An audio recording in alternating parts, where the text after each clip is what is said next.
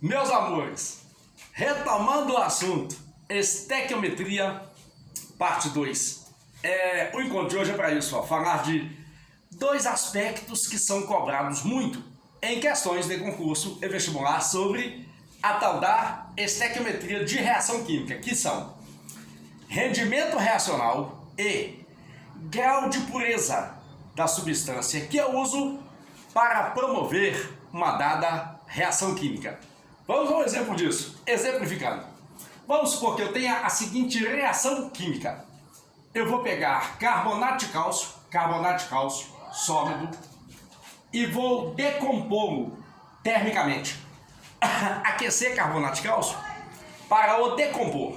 A decomposição do carbonato de cálcio produz óxido de cálcio, a cal sólida e gás carbônico.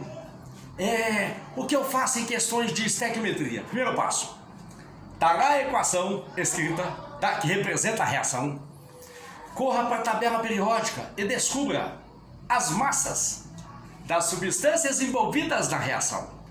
Usando a tabela periódica, eu posso dizer o seguinte, que para cada 100 gramas de carbonato de cálcio que eu gasto na reação, eu irei obter 56 gramas de CaO e 44 gramas de CO2. De onde eu tirei o 100, 56, 44? As massas atômicas, devidamente multiplicadas e somadas. Por exemplo, olha, a massa atômica do cálcio é 40, a do carbono é 12, 40 com 12, 52. A massa atômica do oxigênio é 16. Como aqui são 3, 48 com 52, 100 gramas. Agora procura fazer isso, procura ler a equação química como se fosse apenas a receita de um bolo. A receita diz que para cada 100 gramas de carbonato de cálcio que eu gastar na reação, eu irei obter 56 gramas do CaO e 44 gramas de CO2. Agora suponha que eu lhe faça a seguinte questão. Se eu gastar 20 gramas de carbonato de cálcio nesse processo, uma pergunta possível: quantas gramas de gás carbônico eu obteria? É só você montar uma relação de proporção, uma regra de 3. Qual seria nesse caso?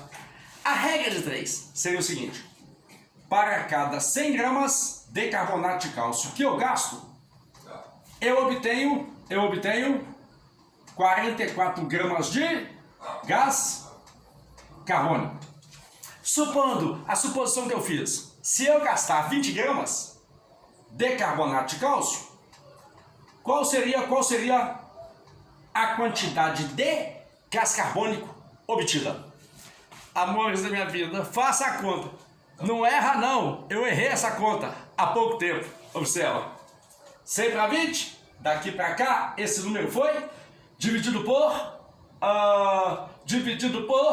5. E daqui para cá, portanto, eu teria o resultado também dividido por 5. Se eu dividir 44 por 5, eu vou encontrar 8,8. Então a quantidade de gás carbônico formada seria 8,8 gramas a partir de 20 gramas de carbonato de cálcio. Agora cuidado, isso se o carbonato de cálcio estiver puro, e se o rendimento da reação ele for de 100%. Se disser no texto do exercício que o rendimento da reação é baixo, supondo 80%, será preciso que você faça uma nova regra de 3, que seria: eu obteria 8,8 gramas de CO2 caso o rendimento da reação seja de 100%.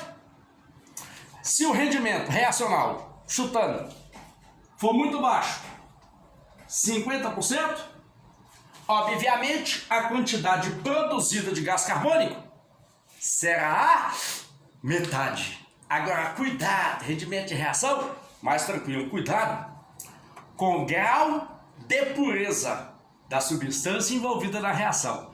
Porque aí nós teremos uma questão de proporção não mais direta, proporção inversa. Observa, a receita do bolo me diz que para cada 100 gramas de carbonato de cálcio que eu gasto na reação, põe lá, carbonato de cálcio, para cada 100 gramas dele que eu gasto, eu obtenho de gás carbônico, uma quantidade que é 44 gramas. Suponha agora o seguinte, alguém me afirmou que durante a reação, foram obtidos 11 gramas de gás carbônico. Portanto, eu posso afirmar que a quantidade gasta de carbonato de cálcio para obter os 11 gramas de gás carbônico é X. E esse X, 44 para 11, eu dividi por 4. 100 por 4? Daria 25 gramas. Ou seja, eu gastaria 25 gramas de carbonato de cálcio se ele fosse puro. Para obter quanto? 11 gramas de gás carbônico. Ô Gil, mas se o reagente que eu usar, ele não for puro, se ele não for puro, você terá que gastar dele uma quantidade maior. Eu tenho um fermento em casa para fazer um bolo. Sei de antemão que o fermento não é puro.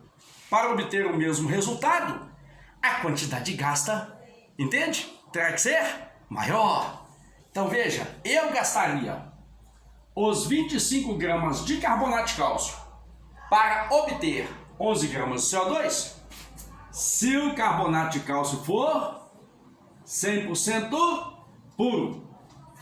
Se se tratar de carbonato de cálcio apenas 80% puro, eu irei gastar dele uma quantidade Y. Mas cuidado com isso. Se o rendimento da reação diminui, a quantidade produzida diminui. Se o grau de pureza do reagente que eu gasto na reação química, se esse grau de pureza diminui, a quantidade gasta terá que aumentar. Proporção inversa. E como é que resolve a regra de 3 quando a proporção não é mais direta? Quando a proporção é inversa. O que você faz? Mantém um lado da proporção, 25 está para Y. Assim como inverte o outro lado. Ao inverter o outro lado da proporção, ao invés de eu escrever 100, está para 80. Escreva 80, está para 100. E com isso você vai encontrar a quantidade Y, que tem que ser maior que 25. Porque agora você está usando um reagente na sua reação que não está puro. Agora é só resolver a proporção. Ficaria 80x é 2.500, 8x 250, 4x metade 125, 2x 62,5, 1x 31,25. Então você vai gastar 31,25 gramas de carbonato de cálcio para obter o mesmo efeito que você obteria se o carbonato de cálcio fosse puro. Até a próxima.